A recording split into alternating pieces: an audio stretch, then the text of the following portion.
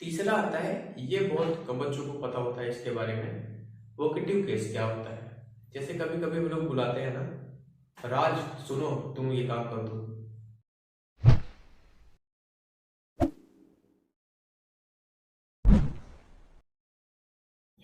Computer जी हमको screen पे लाया जाए।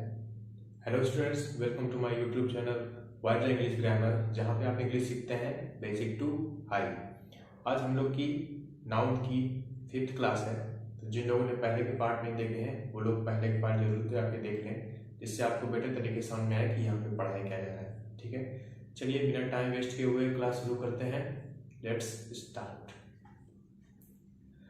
कल हम लोगों ने अनकाउंटेबल नाउन का पॉइंट 6 तक कवर कर लिया था। आज उसके आगे चलते हैं पॉइंट नंबर 7। कभी कभी ऐसा होता है, कभी कभी दो अनकाउंटेबल नाउन को मिला के एज ए यूनिट की तरह देखा जाता है। जैसे एग्जांपल देखते हैं, bread and butter is are my favourite dish. अब यहाँ पे ब्रेड और बटर दो अलग अलग अनकाउंटेबल नाउन है, इनको एज ए यूनिट की तरह देखा जा रहा है कि वो एक डिश है। डिश क्या होती है? जब आप कई चीज मिला के कोई एक खाना तैयार करते हो वो डिश बन जाती है। तो ब्रेड एंड बटर में मतलब क्या? ब्रेड, एक ब्रेड खा ले, बटर लव ब्रेड बटर खा ले, वो ब्रेड ब्रेड खा लिया। नहीं, ब्रेड और बटर एक डिश है, ऐसे सेक दिया जाता है, फिर उसके ऊपर बटर लगा दिया जाता है, तो तब वो जाके बन जाता है ब्रेड एंड बटर। तो एज अ होल की बात हो रही है, तो as a whole that will be treated as a single unit, तो उसको एक सिंगल यूनिट की तरह यूज करेंगे। जब सिंगल यूनिट है तो वह क्या यूज होगी? सिंगल। इसलिए यहाँ पे क्या क्या यूज होगा? ब्रेड एंड बटर के साथ इज। क्लियर? दूसरा एग्जाम्पल देख लेते हैं, bread and butter was were purchased by him. अब यहाँ पे देखो, परचेज किया गया, खरीदा गया, मतलब क्या? ब्रेड अलग खरीद के लाया होगा वो, और बटर अलग खरीद के लाया होगा। तो जब दो चीजें हो गई तब क्या लगेगा? हेल्पिंग वर्ब, तब प्लूरल लगेगा, वॉज नहीं वर लगेगा। तो कहने का मतलब क्या है कि कॉन्टेक्स्ट के हिसाब से देखना है कि सेंटेंस में कहना क्या जा रहा है, उसके हिसाब से हेल्पिंग वर्ब लगाएंगे। हो सकता है कि दो अनकाउंटेबल नाउन को एज ए यूनिट यूज किया जाए। मोस्टली ये डिश के साथ होता है, जब खाना वगैरह एक साथ बनाते हैं, खाना बनाया जाता है, तो उसको एज ए यूनिट की तरह एक ही ट्रीट करते हैं, तब उसको हम लोग सिंगुलर ट्रीट करेंगे। अब जब आइटम वाइज, मतलब जब अलग अलग ट्रीट करेंगे, अलग अलग देखा जा रहा है, तब वहां पे प्लूरल वर्ब। क्लियर? आगे चलते हैं। और एक सेंटेंस लिखा हुआ है मैंने, उसमें थोड़ा सा और कंफ्यूजन होता है। Fake and original golds is are easy to identify. ये एग्जाम्पल जैसे लिखा हुआ है, तो बच्चों के दिमाग में रहता है कि गोल्ड तो मटेरियल नाउन है, उसके साथ सिंगुलर लगना चाहिए। लेकिन थोड़ा देख के भी चलना है कि सेंटेंस में क्या कहना चाह रहा है। क्या फेक और ओरिजिनल गोल्ड दोनों एक हो सकता है? नहीं, फेक गोल्ड अलग होगा, ओरिजिनल गोल्ड अलग होगा। जब दो अलग अलग चीजें हो गई तो क्या हो गया? वो प्लूरल हो गया। तो प्लूरल के साथ क्या कौन सी वर्ब लगती है? प्लूरल वर्ब लगती है। तो यहाँ पे क्या लगेगा? इज नहीं लगेगा, आर लगेगा। समझ में आया? और दूसरी बात क्या आती है, यहाँ पे गोल्ड लगेगा या गोल्ड्स। अब क्या इसका गोल्ड का गोल्ड्स कर रहे हैं? जी नहीं, वो मटेरियल नाउन है, उसका प्लूरल नहीं बनाते हैं, तो गोल्ड्स नहीं होगा, गोल्ड। तो यहाँ पे गोल्ड ही लगेगा, लेकिन वह प्लूरल लगेगी। आया समझ में मैं क्या बताने की कोशिश कर रहा हूँ? ठीक है, कॉन्टेक्स्ट हिसाब से देखना है कि सेंटेंस में क्या क्या क्या चल रहा है, उसके हिसाब से लगाएंगे। ये नहीं कि अब पता है कि अनकाउंटेबल नाउन तो सिंगुलर होता है, तो उसके साथ दूसरी वर्ब आ ही नहीं सकती, मतलब प्लूरल वर्ब आ ही नहीं सकती। हो सकता है दो की बात कर रहे हो तो जरूर जाहिर सी बातें लगेगी। क्लियर? आगे चलते हैं।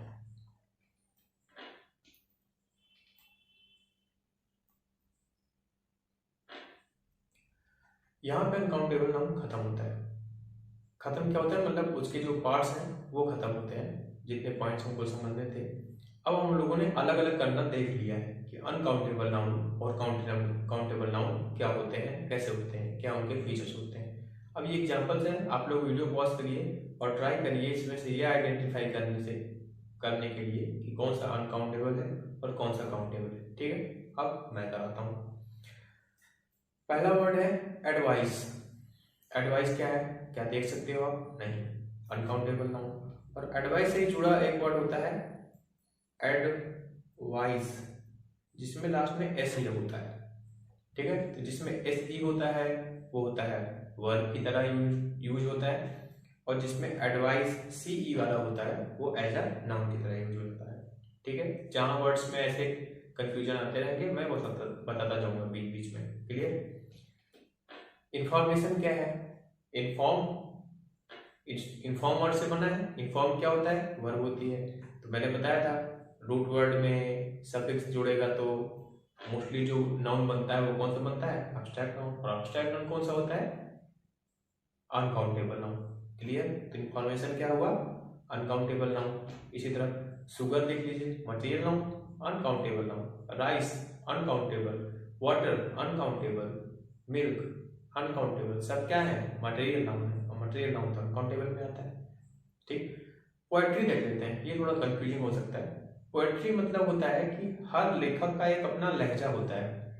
कोई वीर रस में लिखता है, कोई बहुत अग्रेसिव पोएम लिखता है, कोई बहुत सोफिस्टिकेटेड लिखता है, कोई अलग अलग तरीके से, जो मतलब जिसको समझ में आता है वो अलग अलग चीजों पे लिखता है। तो इस लहजे को ही बोला जाता है पोएट्री। तो क्या लहजा आप देख सकते हो किसी का? नहीं, तो क्या हो जाएगा? Uncountable noun. ठीक, सीनरी से देख लीजिए, हम लोगों ने अनकाउंटेबल में एक पॉइंट देखा था कि जब हम एज अ होल चीजों को देखते हैं तो वो अनकाउंटेबल होती है। सीनरी कैसे देखते हो आप? जैसे कोई सीन दिख रहा है बहुत अच्छा है, वहाँ पेड़ पौधे हैं, हवाएं चल रही हैं, पहाड़ है, सन है, घास फूस है, जितनी भी चीजें हैं वहां पे, आप उन सब को देख के बोल रहे हो ना वाह क्या सीनरी है। तो जब एज ए होल चीजें देखी जाती हैं तो वो अनकाउंटेबल होती है, क्योंकि वो केवल नाम बस है, रियल में उसका कोई एग्जिस्टेंस नहीं है, that is only a name. ठीक है, तो ये क्या हो गया? Scenery uncountable noun. स्कूटर गिन सकते हो? काउंटेबल। सोप, साबुन आप गिनते हो? नहीं, साबुन का बार गिनते हो जो फॉर्म में वो होती है। ठीक है, साबुन तो मटेरियल नाउन हुआ क्योंकि जिससे बना हुआ है वो, तो क्या हो जाएगा? Uncountable noun. मैंगो गिन सकते हो आप? काउंटेबल। एप्पल गिन सकते हो? काउंटेबल। फ्रूट, क्या फ्रूट गिनते हो? नहीं, फ्रूट के अंदर जितने भी प्रकार के फल हैं वो सब आते हैं, मतलब क्या? हम उसको एज अ होल देखते हैं। फ्रूट एक वर्ड दिया गया है कि इनको हम लोग फ्रूट बुलाएंगे, सेब संतरे अनार मौसम्बी जो भी है। तो आप जब काउंट करोगे ना तो आप इंडिविजुअल उन फलों को काउंट करते हो। जैसे यहाँ पे 10 संतरे रखे हैं, 4 एप्पल रखे हुए हैं, तो आप उनको काउंट करोगे ना कि फल को। ठीक है, तो फल अपने आप में क्या हो गया? अनकाउंटेबल नाउन हो गया। क्लियर? नेक्स्ट देखते हैं रुपी। रुपी का रुपीज होता है, पता है, गिन सकते हैं, काउंटेबल नाउन। मनी बहुत अच्छे से एक्सप्लेन कर चुका हूं, दोबारा नहीं करूंगा, अनकाउंटेबल नाउन। कॉइन गिनते हैं हम लोग, काउंटेबल नाउन। वेल्थ गिन सकते हो? नहीं गिन सकते हैं, अनकाउंटेबल नाउन। हेल्थ सवाल ही नहीं उठता, अनकाउंटेबल नाउन। और ऐसे भी देख लो, हेल्थ एक रूट वर्ड है, उसमें टी एस सफिक्स जोड़ा गया तब बना हेल्थ वर्ड, जो पहले ही हम लोग देख चुके हैं। जब एक रूट वर्ड में सफिक्स जोड़ के बनता है तो अगर वो नाउन हुआ तो मोस्टली नाउन ऐसा होगा कि वो अब्स्ट्रैक्ट नाउन होगा, और अब्स्ट्रैक्ट नाउन होगा तो अनकाउंटेबल नाउन होगा। क्लियर?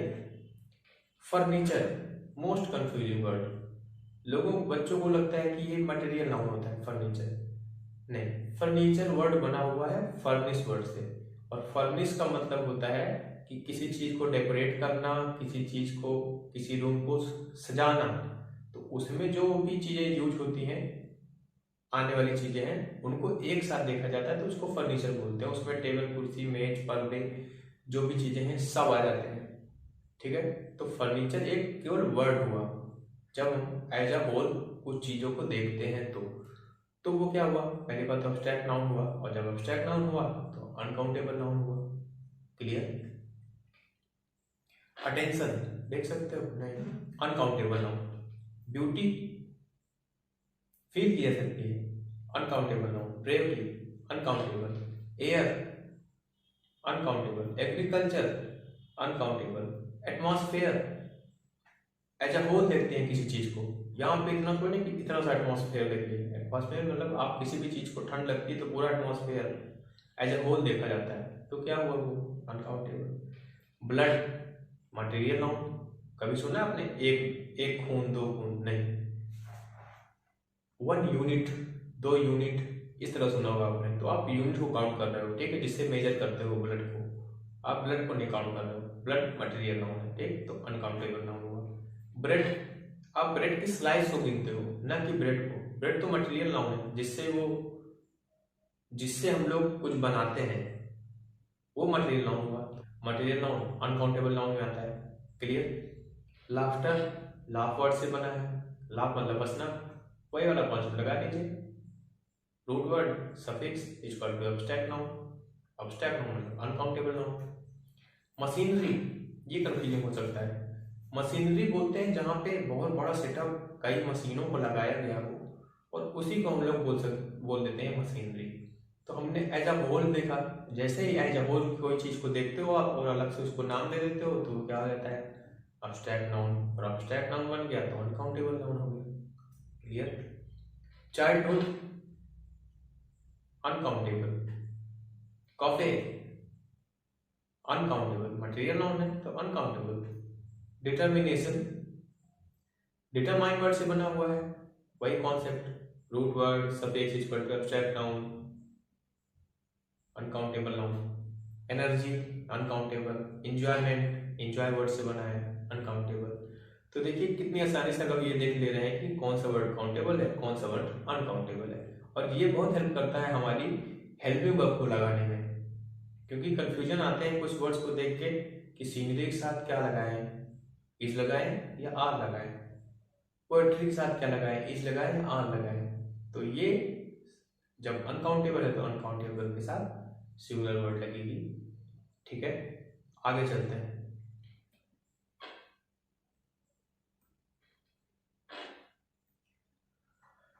अब थोड़ा कंफ्यूजन ये आता है कि काउंटेबल अनकाउंटेबल तो देख लिया हमने, अब ये जो 5 प्रकार के नाउन है उनको रखा जाएगा इनकी कैटेगरी में कि कौन से काउंटेबल है, कौन से अनकाउंटेबल है। तो चलिए देख लेते हैं एक एक करके। पहला आता है प्रॉपर नाउन।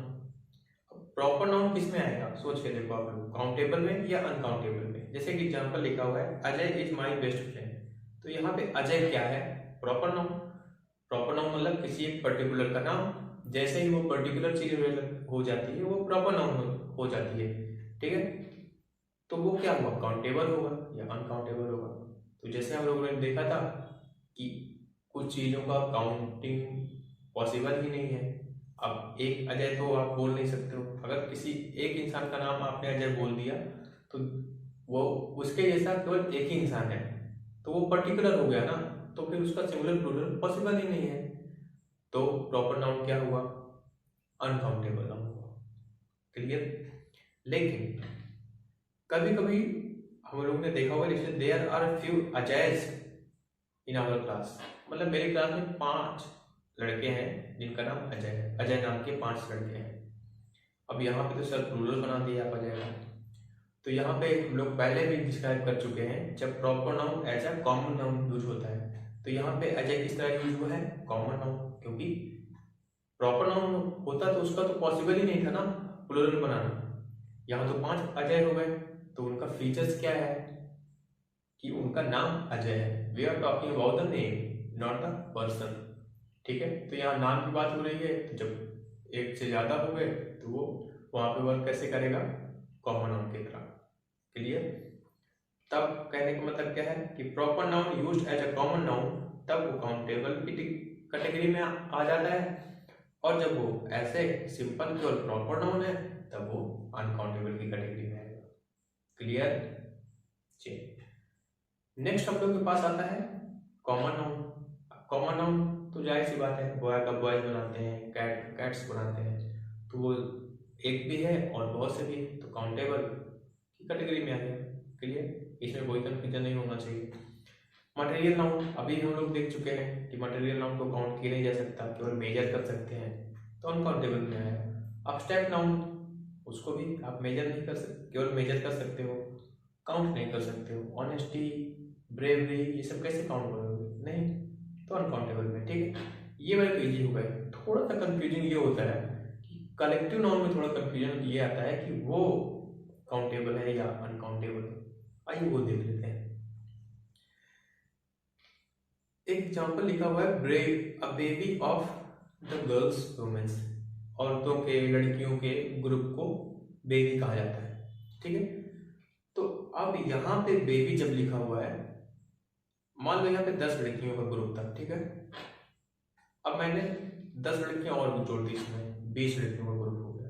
तो क्या बेबी का बेबीज बना देंगे? नहीं, अरे वो 10 लड़कियां भी प्लूरल थी, 20 लड़कियां भी प्लूरल हैं, 1000 लाख करोड़ जितने भी होंगी सब प्लूरल ही होंगी। तो उसके लिए यहाँ पे कोई बदलाव करने की जरूरत नहीं है, वो ग्रुप को दिखा रहा है। ठीक है, इस केस में तो ये अनकाउंटेबल होगा। ठीक है, कहने का मतलब क्या है कि जब आप उस ग्रुप को एक्सप्लेन कर रहे होगे कि वो किस चीज का ग्रुप है, जैसे बेबी ऑफ गर्ल्स लिखा हुआ है, क्लास ऑफ स्टूडेंट्स लिखा हुआ है, टीम ऑफ प्लेयर्स लिखा हुआ है।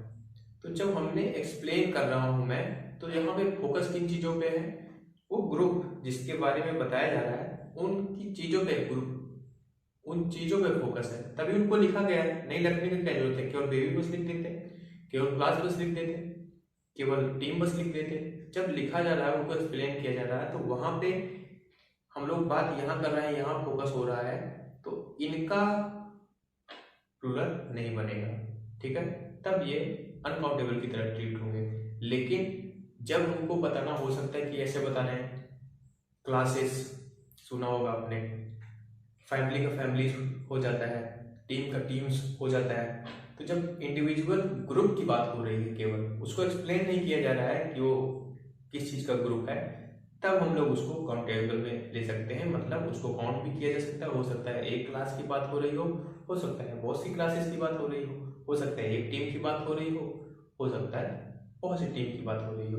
तो उनका सिंगुलर प्लूरल पॉसिबल है, तब वो काउंटेबल की कैटेगरी में आ जाते हैं।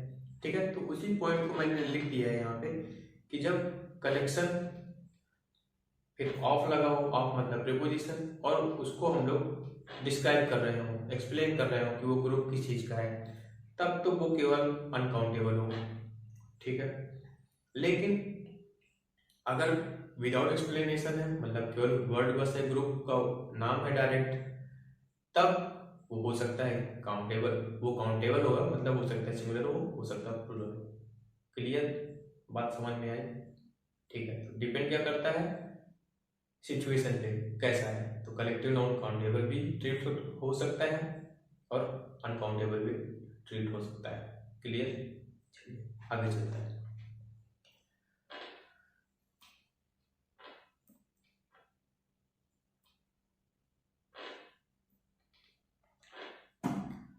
अब आता है नाउन केसेस। नाउन केसेस का मतलब क्या होता है कि नाउन को कितने तरीके से कहाँ कहाँ यूज किया जा सकता है। अभी हम लोग यूजेस देखे थे, अभी केसेस हैं।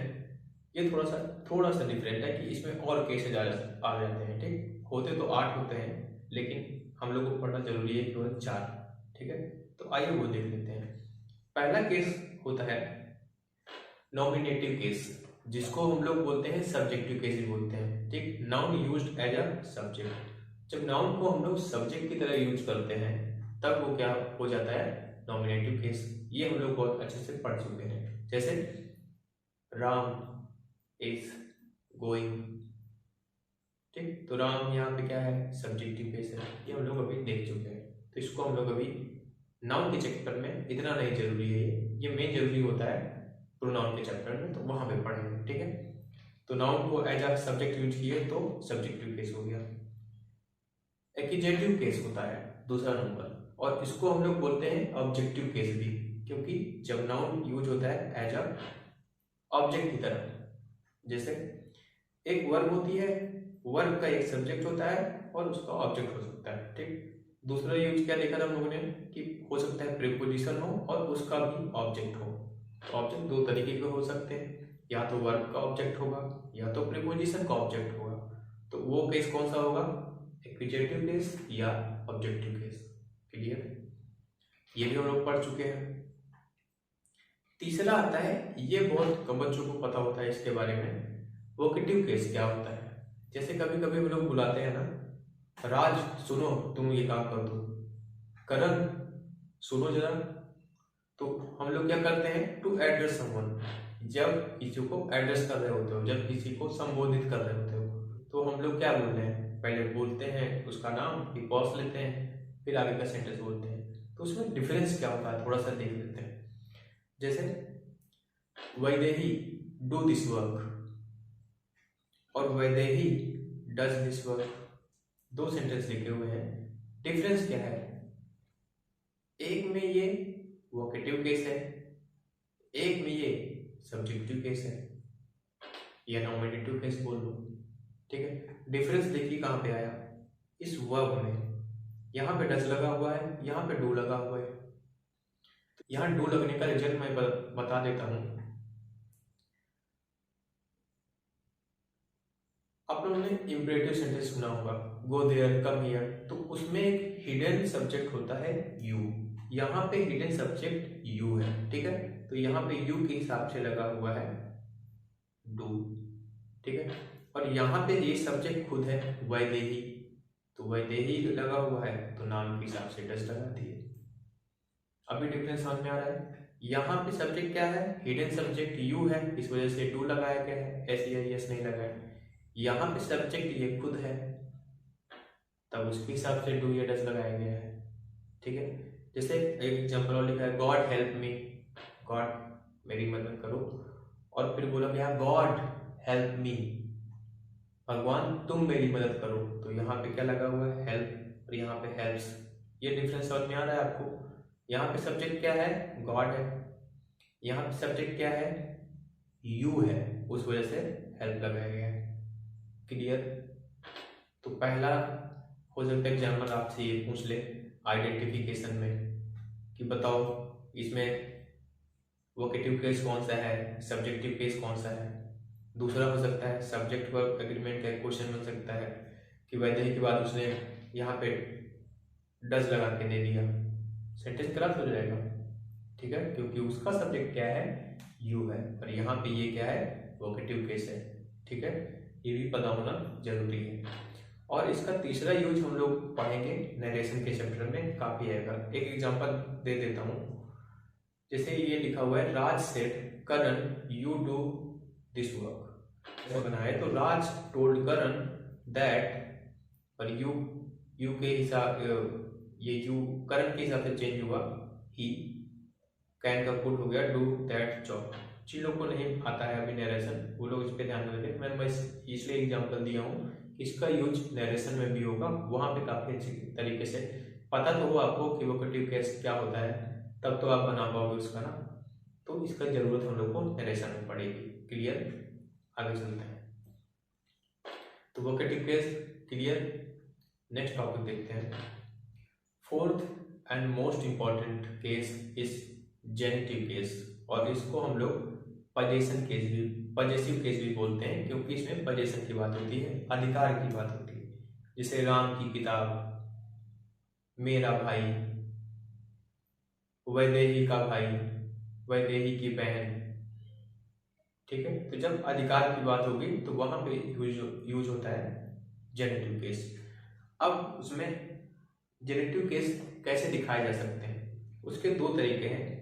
एक हो सकता है ये लगा के, और एक हो सकता है ये ऑफ लगा के। ऑफ सबको पता है, ये प्रीपोजिशन होता है, और इसको मैंने ये क्यों बोला, क्योंकि इसको मैं अभी आगे बताता हूँ इसको क्या बोलते हैं। इसको बोलते हैं एपोस्ट्रोफे एस, ठीक है। अब पहले हम लोग इसी को देख लेते हैं।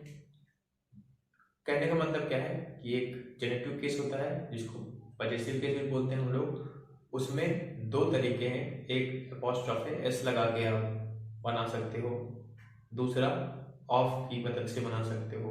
अब दोनों में डिफरेंस क्या है, कहाँ पे एपोस्ट्रोफे एस लगा के बनाएंगे, कहाँ पे ऑफ लगा के बनाएंगे, वो हम लोग देख लेते हैं। तो पहला उठाते हैं एपोस्ट्रोफे एस से, उसका जान लेते हैं, फिर ऑफ के बारे में देखेंगे कि उसमें कैसे बनता है, ठीक है।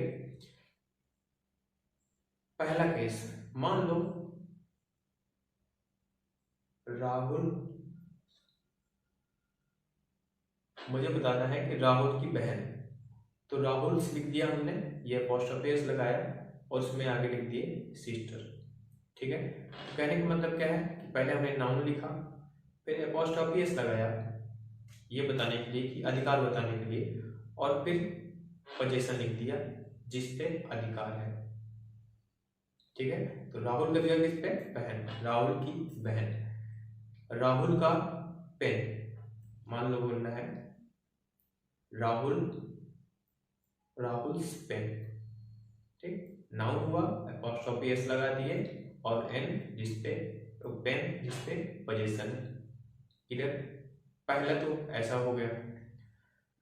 दूसरा पॉइंट क्या रखना है, अपोस्ट्रोफी एस लगेगा लिविंग थिंग्स और एनिमल्स के साथ, केवल लिविंग थिंग्स और एनिमल्स के साथ। लिविंग थिंग्स में भी कौन, ह्यूमन, इंसान के साथ, पेड़ पौधे के साथ नहीं लगाना है।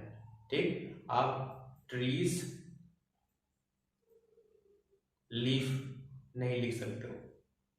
ठीक है, इसको लिखेंगे कैसे, तो वो तो ऑफ के तरीके से बनाएंगे, तो वो जब ऑफ पढ़ेंगे तब देखेंगे, अभी ये नहीं बताता हूं मैं। बस ये समझ लीजिए कि अभी लिविंग थिंग्स के लिए लगेंगे जिसमें ह्यूमन आएंगे और एनिमल्स। ठीक है, जैसे डॉग्स लेग। ठीक है, एनिमल के लिए भी अपोस्ट्रोफी एस यूज कर सकते हैं। तीसरा पॉइंट क्या आएगा, हिसिंग साउंड से क्या रिलेशन है। अब देखते हैं, मान लो किसी का नाम है राजेश। ठीक, तो कहने का मतलब क्या है कि जब ये लास्ट में का साउंड आ रहा ना, राजेश, तो हिसिंग साउंड इसको बोलते हैं, मतलब सा साउंड में आना हो, तो वहां पे हम लोग केवल एपोस्ट्रॉफी का काम यूज करते हैं। एपोस्ट्रॉफी एस पूरा नहीं लिखा जाता, एस हटा देते हैं, केवल एपोस्ट्रॉफी लगाते हैं। ठीक, और उसके बाद आप जो भी पोजीशन हो उसको लिख दो। ठीक, अगर यहाँ पे ना लिख रहा हो तो मैं इधर लिख देता हूँ, राजेश एपोस्ट्रॉफी पेन। ठीक, इस वजह से यहाँ पे हिसिंग साउंड आ रहा, इस वजह से। तो जहां पे भी हिसिंग साउंड आएगा वहां पे केवल एपोस्ट्रोफे का यूज करेंगे, एस का यूज नहीं करेंगे, पहला। दूसरा, हो सकता है बॉयज, नाउन है, नाउन में जब हम लोग एस या एस लगा के उसका प्लूरल बनाते हैं तो एस या एस आता है लास्ट में, तो वहां पर भी हिसिंग साउंड आएगा, तब क्या यूज होगा, बॉयज। मान लो स्कूल लिखा हुआ है, बॉयज स्कूल। ठीक, तो प्लूरल के साथ में क्या केवल लगेगा, अपोस्ट्रोफे, एपोस्ट्रोफे बस लगेगा, एस नहीं लगेगा। ठीक है, तो दूसरा पॉइंट क्या निकल गया है कि जो नाउन जिनका प्लूरल एस या एस लगा के बनाते हैं उनके लास्ट में अगर हमको एपोस्ट्रोफी एस लगाना है तो केवल एपोस्ट्रोफी यूज करेंगे, एस नहीं लगाएंगे। ठीक है, दूसरा पॉइंट ये आ गया। तीसरा पॉइंट आता है पोएट्स के नेम। अब पोएट लोग थोड़ा अपनी अलग इज्जत चाहते हैं। ठीक, उनको ये अधिकार दिया गया है कि वो लोग छेड़खानी कर सकते हैं लैंग्वेज के साथ, तभी वो लोग बोलते हैं कि झील से नीली आंखें, सोने जैसे बाल, चांद से रोशन चेहरा, कुछ भी, वो लोग को इतनी फ्रीडम है कि वो लोग कुछ भी बोल सकते हैं। तो उन्होंने कहा कि सब लोग के लिए ये है, हमारे नाम के आगे यूज होगा, भले ही हमारे लास्ट में एस या हिसिंग साउंड आ रहा हो। तो एक लेखक है किड्स, अब उनके लास्ट में एस भी लिखा हुआ है देखो, और एपोस्ट्रोफी एस भी लगा हुआ है। सर वो लोग, सर ये तो गलत है जी, नहीं, वो लोग इज्जत चाहते हैं अपने लिए, तो लेखक के लास्ट में आप लगा सकते हो। तो क्या ये एग्जाम में ऐसा पूछा जाएगा कि बैठ के सबका लेखकों का नाम ही याद करें, नहीं, ये केवल जानकारी के लिए थी, ये एग्जाम में कभी नहीं पूछा जाएगा। ठीक, लेकिन पता होना चाहिए आपको, हो सकता है कभी दिखे तो दिमाग में क्वेश्चन अराइज हो सकता है कि ऐसे कैसे लगा हुआ है। ठीक है, उसके लिए बता दिया मैंने। तो 3 पॉइंट हमने क्लियर कर लिए। नाम हो सकता है जिसमें हिसिंग साउंड होगा, वो नाउन जिसका प्लूरल SES लगा के बनाते हैं। अब इसका मतलब ये नहीं कि मैन का मेन होता है तो वहां पे आप एपोस्ट्रोफी बस लगाओ, एच ना लगाओ। मेन है ना, यहाँ पे लास्ट में SES नहीं है, हिसिंग साउंड नहीं आ रहा है तो एपोस्ट्रोफी एस लगाएंगे उसमें। ठीक है, तो ये मत याद कर लेना कि प्लूरल के साथ ही नहीं लगाते हैं, नहीं, जिनका प्लूरल SES लगा के बनाया जाता है केवल वही वर्ड के साथ ही एपोस्ट्रोफी यूज करेंगे। ठीक है, ओके। चौथा पॉइंट देख लेते हैं। अब ये नाउन सिंगुलर होगा या प्लूरल, जो पोजीशन होगा वो सिंगुलर होगा या प्लूरल, डिपेंड करता है कॉन्टेक्स्ट पे कहना क्या चाह रहा है। सिंगुलर भी हो सकता है, प्लूरल भी हो सकता है। जैसे एग्जांपल देख लेते हैं, बॉयज कार या कार्स। अब इसमें कार होगा या कार्स होगा, बताइए।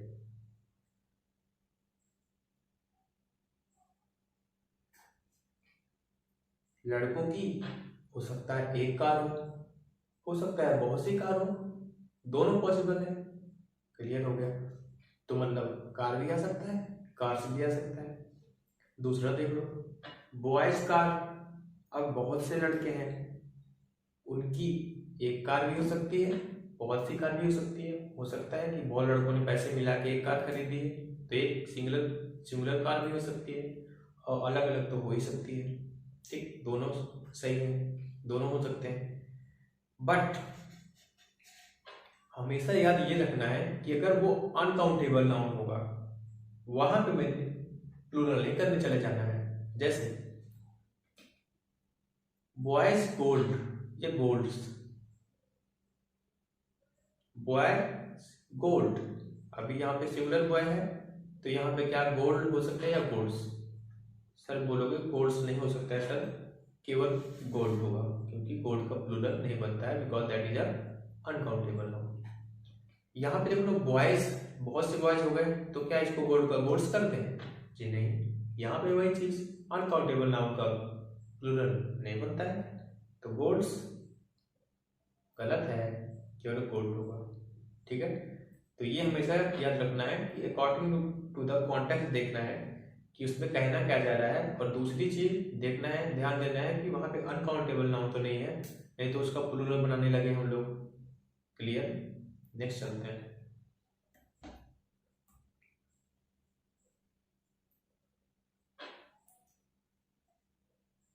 Point number 5, personification. पर्सोनिफिकेशन क्या होता है सर? पर्सोनिफिकेशन का मतलब यह होता है, पर्सन से बन रहा हुआ है ये वर्ड, जब हम नॉन लिविंग थिंग्स को एज अ पर्सन की तरह ट्रीट करने लगे। जैसे सूरज चमकता है, तो क्या वो उसके अंदर कोई वो लिविंग थिंग है क्या कि वो चमकता है, मतलब वो कुछ निकालता है? धरती अपने अक्ष पर घूमती है, उसको हम लोग इंसान की तरह ट्रीट कर रहे हैं। धरती हमारी माता है, चंद्रमा हमारे मामा है, ऐसे बोलते हैं ना। तो जब आप नॉन लिविंग थिंग्स को एज ए ह्यूमन ट्रीट करने लगते हो तो उसको बोलते हैं पर्सोनिफिकेशन। और वो पार्ट में आता है पार्ट्स ऑफ स्पीच, जिसको हिंदी में बोलते हैं अलंकार। और उसका नॉन लिटरल मीनिंग होता है। मतलब क्या है कि जो लिखा हुआ है वो मतलब नहीं होता है। अब जैसे कहावतें बनी हुई हैं, भैंस के आगे बीन बजाना, तो क्या या तुमसे बात करना तो मतलब जैसे भैंस के आगे बीन बजाना है। अब ना वहां भैंस है ना बीन है, तो कहने का मतलब क्या है कि वो बोल कुछ रहा है और उसका मतलब कुछ और निकल रहा है, या तुमसे तो बकवास करना ही बेकार है, तुमको तो कोई फर्क नहीं पड़ता है। तो ये इन सब चीजों का क्या होता है, नॉन लिटरल मीनिंग होता है। मतलब लिखा कुछ होता है और उसका मतलब कुछ और निकल रहा होता है। ठीक, तो उसी को बोलते हैं पर्सोनिफिकेशन। कैसे हो सकता है? एग्जाम्पल देख लो, लिखा हुआ है the whole town is sleeping. तो क्या टाउन सो रहा होगा? जी नहीं, वहां पे रहने वाले लोग सो रहे होंगे ना, टाउन क्या सोएगा, वो तो नॉन लिविंग थिंग है। ठीक है, तो यहाँ पे क्या यूज किया गया है? Personification. The stars are playing hide and seek in clouds. तारे लुका छिपी खेल रहे हैं आसमान में। तो क्या मतलब है? क्या स्काई में खेल रहे हैं वो लोग? नहीं, बस उनको एज ए ट्रीट कर रहे हैं कि एज ए ह्यूमन की तरह उनको ट्रीट किया जा रहा है। ठीक, तो इसको बोलते हैं पर्सोनिफिकेशन। अब इसका यहाँ पे इससे लिंक क्या है, तो हम लोग बहुत बार देखते हैं कि नॉन लिविंग थिंग्स के साथ भी एपोस्ट्रॉफी एस लगा हुआ है, वहां पे कंफ्यूजन ना आए इस वजह से मैं पढ़ा रहा हूँ पर्सोनिफिकेशन। ठीक है, तो कभी कभी होता है कि प्लेसेस के साथ एपोस्ट्रॉफी एस लगा होता है और पोजीशन अधिकार दिखा रहा होता है। तो अभी तो हम लोग पढ़े थे कि केवल लिविंग थिंग्स के लिए और एनिमल्स के लिए लगेगा, तो प्लेस के लिए कैसे लग रहा है जी, वहां पे ऐसा होता है कि उस प्लेस की बात नहीं हो रही होती है, वहां रिलेटेड लोगों की बात हो रही होती है। जैसे कानपुर प्रॉब्लम, तो कानपुर प्रॉब्लम मतलब क्या कानपुर की प्रॉब्लम है क्या, कुछ नहीं, वहां पे रहने वाले लोगों की बात की जा रही है कि उनको प्रॉब्लम हो रही है। तो मतलब क्या है, जब आप नॉन लिविंग थिंग्स को एज अ रिलेट कर देते हो इंसान को कि वहां पे उस चीज की बात नहीं हो रही है, बात हो रही है इंसान की, तो उसको बोलते हैं पर्सोनिफिकेशन, और वहां पे आप एपोस्ट्रोफे एस यूज कर सकते हो। ठीक, वही कानपुर प्रॉब्लम हो सकती है, लेकिन कानपुर कंडीशन हो सकता है क्या, हो सकता है। कानपुर कंडीशन मतलब वहां के लोगों की कंडीशन खराब है, जैसे कोरोना काल था तो अभी बोलो कानपुर की कंडीशन काफी खराब है, तो मतलब बात हो रही है कि वहां के लोगों की बात हो रही है, तो लगा सकते हैं एपोस्ट्रोफी एस। लेकिन कानपुर रोड, रोड तो लोगों की नहीं है ना, रोड तो कानपुर की है, वहां एरिया की है, तो वहां पे आप कानपुर रोड नहीं लिख सकते हो। अब इसको लिखेंगे कैसे, रोड ऑफ कानपुर लिखेंगे, लेकिन ये ऑफ वाले चैप्टर में मैं बताऊंगा डिस्क्राइब करके, तो वहां पे देखते हैं। अभी एपोस्ट्रोफे एस के बारे में पढ़ रहे हैं, तो अभी वही देखते हैं। ठीक है, तो मतलब क्या है, जब प्लेस का यूज वहां के लोगों को दिखाने के लिए यूज किया जाएगा, तो वहां पे आप एपोस्ट्रोफी एस लगा सकते हैं। क्लियर। दूसरा देख लेते हैं, कभी कभी टाइम के साथ लगा होता है, टाइम के साथ लगा हुआ तो वही जाहिर सी बात है रिलेटेड टू पीपल, मतलब वहां इंसान के बारे में दिखाया जा रहा होगा। जैसे 1 डेज लीव, एक दिन की छुट्टी, तो इंसान को ही चाहिए होती है ना छुट्टी, तब ठीक है लगा दिए, लेकिन 1 डेज ड्यूरेशन इंसान का ड्यूरेशन थोड़ी ना होता है, उस दिन का ड्यूरेशन होता है, तो मतलब यहाँ पे एपोस्ट्रोफी एस लगाना गलत है। इसको कैसे लिखेंगे, ऑफ लगा के, वो ऑफ वाला आएगा तब उसमें लिखेंगे। ठीक, 1 ईयर्स ड्यूरेशन, साल का ड्यूरेशन, तो वो इंसान की बात को नहीं कर रहा है, वो साल की ही बात कर रहे हैं, तो वहां पे आप एपोस्ट्रोफी एस नहीं यूज कर सकते हैं। ठीक है, तो मतलब कब यूज होगा एपोस्ट्रोफी एस, लगा हुआ दिख रहा है तो ये देखना है वहां पे कि वहां पे ह्यूमन से रिलेट कर रहा है कि नहीं, इंसान से रिलेट कर रहा है कि। ठीक है, नेक्स्ट देखते हैं।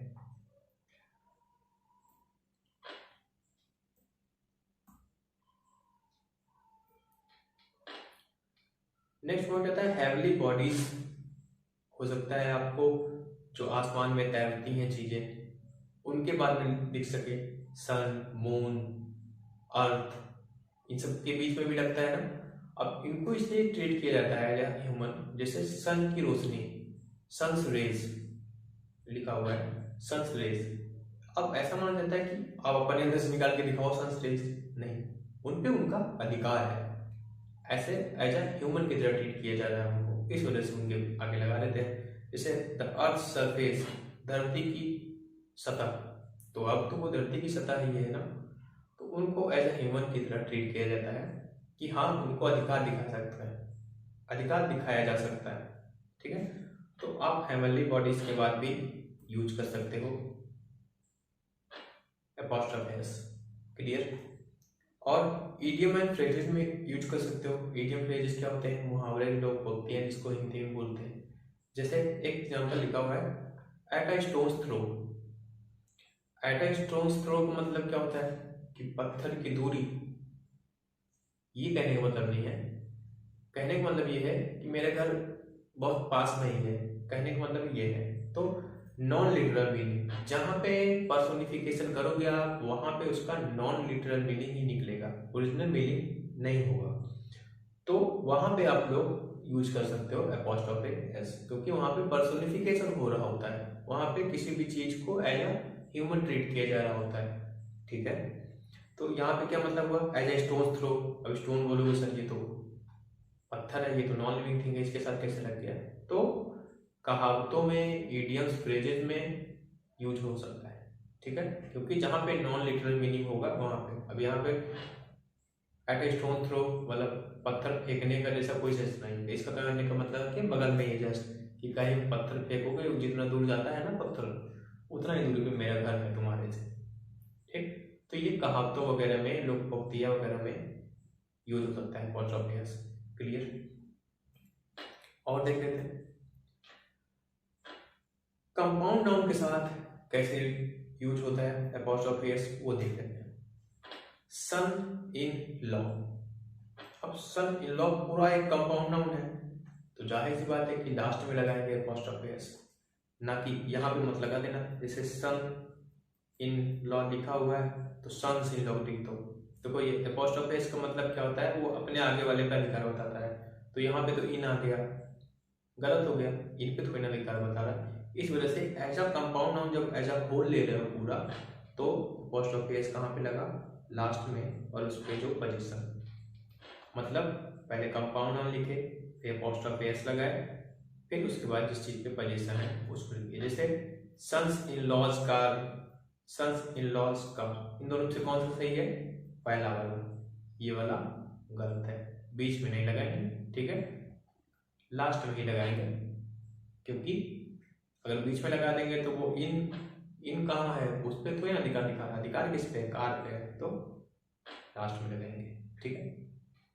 दूसरा देख लेते हैं, यहाँ पे सिंगुलर या प्लूरल हो सकता है या नहीं, या केवल सिंगुलर होगा क्या, या केवल प्लूरल होगा, तो यहाँ पे अकॉर्डिंग टू द कॉन्टेक्स्ट हो सकता है सन इन लॉ की एक कार हो सकता है सन इन लॉ की बहुत सी कारें हो, दोनों हो सकता है। सन्स इन लॉज कार, अब हो सकता है कि बहुत से, किसी के 4-5 दामाद हैं, उनकी एक कार भी हो सकती है, बहुत सी कारें भी हो सकती हैं। अरे हो सकता है इकट्ठा दिया गया उनको 5 है, बोले कि ये 5 लोग यूज कर सकते हैं उसको, थोड़े थोड़े पैसे लगा के ले लो, ठीक। एक कार भी हो सकती है, बहुत भी कारें हो सकती हैं, लेकिन थोड़ा सा सेंस ये लगाना, क्या ये वाला सेंटेंस, क्या ये वाला सही है, सन्स इन लॉज वाइफ या वाइफ्स, किसी भी एक सन इन लॉ की 5 सन इन लॉ की एक वाइफ हो सकती है, नहीं, गलत है। मतलब यहाँ पे क्या होगा, वाइफ नहीं होगा, केवल वाइफ्स होगा, ठीक है। अब यहाँ पे देखिए वो वाला यूज होता है, आप कहने बोलो सर हो भी सकता है, तो ये द्रौपदी वाला टाइम नहीं चल रहा है कि 5 की एक वाइफ है, ठीक है। अभी करंट समय में जो नियम कानून है, जिसके हिसाब से जो चीज़ें सही हैं उसके हिसाब से लेके चल रहा है, ठीक है। जो दुनिया के नियम कानून है इसके हिसाब से जो मोरल है, जो सही है, उसको यूज करना है, ठीक है। थोड़ा सा कॉमन सेंस भी लगाना है, ये नहीं कुछ भी, ठीक है। नेक्स्ट चलते हैं, चलिए पॉइंट नंबर 6 कल करेंगे और उसके आगे की चीजें, ठीक है। See you in the next class. आज का ये टॉपिक यही खत्म होता है, कल मिलते हैं 7 बजे। ऐसे ही मजा आ रहा है पढ़ने में, इतना डीप से पढ़ा रहा हूँ, आई होप कि आप लोग को मजा आ रहा होगा, और अगर मजा आ रहा है तो ये मजा सबको बांटिए, मतलब लाइक शेयर सब्सक्राइब करिए, थोड़ा टीचर को भी मजा आए ना पढ़ाने में। ऐसे थोड़ा मोटिवेशन की जरूरत हमको भी होती है कि हाँ इधर से ले रहे हैं तो उधर से भी बच्चे भी सपोर्ट कर रहे हैं, ठीक है। अगर कोई एक बच्चा भी अच्छे से पढ़ रहा है ना तो मेरे लिए बहुत है, लेकिन थोड़ा सपोर्ट दिखाइए आप लोग, थोड़ा आप लोग का ग्रुप बड़ा कीजिए, सब्सक्रिप्शन बढ़ाइए, तब और मजा आएगा पढ़ने में। क्लियर? चलिए आज की क्लास यहीं खत्म करते हैं। गुड नाइट, स्वीट ड्रीम, जय हो।